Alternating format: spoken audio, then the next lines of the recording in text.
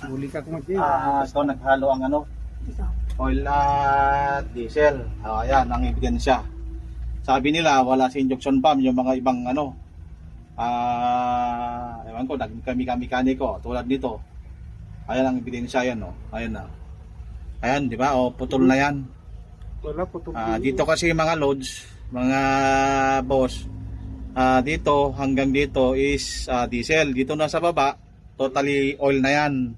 Kaya pagka ito nanigas na o kaya yan, naputol, ayan o, nag-crack na yan, bababa na yung diesel dito sa may oil.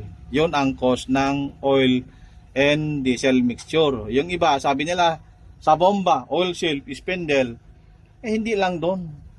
Gaya nito, ayan. Ayan o, malutong na o. Dito ang ano yan, ayan o, kita nyo yan.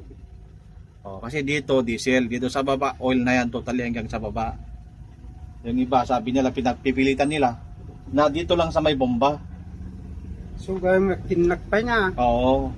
So magpatanti. Yun ang cause. Ganito sana, ayan, papalitan natin ng o-ring.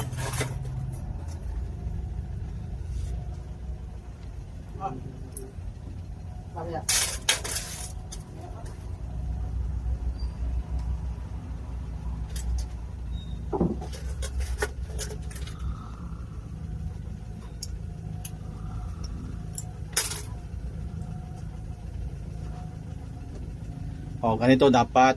Yan. Dito kasi ang diesel.